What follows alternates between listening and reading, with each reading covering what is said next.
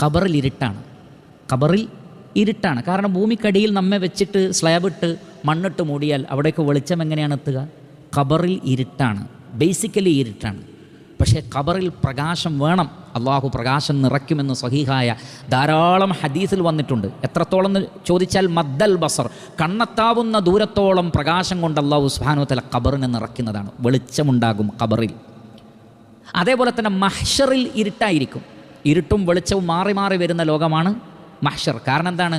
പ്രകാശം നൽകുന്നതെല്ലാം കൊഴിഞ്ഞു വീഴുന്നതാണ്. ഇദ ശംസു കുവ്വിറത് വ ഇദൻ നുജൂമു കദറത്. സൂര്യനും നക്ഷത്രങ്ങളുമൊക്കെ കൊഴിഞ്ഞു വീഴുന്നതാണ്. അതിനൊക്കെ ഗ്രഹണം ബാധിക്കുന്നതാണ്. ഗ്രഹണം ബാധിച്ചാൽ എങ്ങനെയാണ് വെളിച്ചം ഉണ്ടാവുക? വെളിച്ചമുണ്ടാവില്ല. നക്ഷത്രങ്ങൾ കൊഴിഞ്ഞു വീണാൽ എങ്ങനെയാണ് വെളിച്ചം ഉണ്ടാവുക? വെളിച്ചമുണ്ടാവില്ല. സൂര്യനും ചന്ദ്രനും ഗ്രഹണം ബാധിക്കുമെന്ന് സൂറത്തുൽ ഖിയാമയിൽ അല്ലാഹു സുബ്ഹാനഹു വ തആല പറയുന്നുണ്ട്. പിന്നെ എങ്ങനെയാണ് വെളിച്ചം ഉണ്ടാവുക? പക്ഷേ അവിടെയും നമുക്ക് വെളിച്ചം വേണം. ഈ വെളിച്ചത്തിന് വേണ്ടി ദുആ ചെയ്യൂ. അതാണ് വിജയം. സൂറത്തു തഹ്രീമിലെ 8-ാമത്തെ ആയത്തിൽ കാണാം, വിശ്വാസികൾ ഖിയാമത്ത് നാളിൽ പ്രാർത്ഥിക്കും. നൂറുഹും യസ്ആ ബൈന ഐദീഹിം വബി ഐമാനിഹിം. ഖിയാമത്ത് നാളിൽ വിശ്വാസികളുടെ മുന്നിലൂടെയും വലതുവശത്തിലൂടെയും അവരുടെ പ്രകാശം സഞ്ചരിക്കുന്നതാണ്.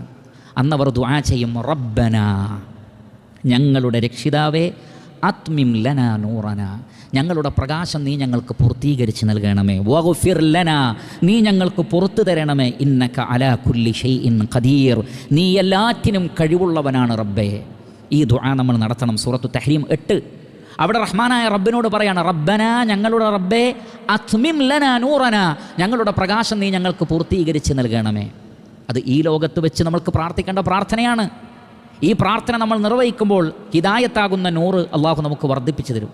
ഇൽമ്, ഈമാൻ ഒക്കെ വർദ്ധിപ്പിച്ചു തരും. അതാണ് നൂറിൻ്റെ ഇത്മാം എന്ന് പറഞ്ഞാൽ ഹിദായത്തിൻ്റെ പൂർത്തീകരണമാണ്. അപ്പോൾ അള്ളാഹു നമുക്ക് ഇൽമും അമലും വർദ്ധിപ്പിച്ചു തരും.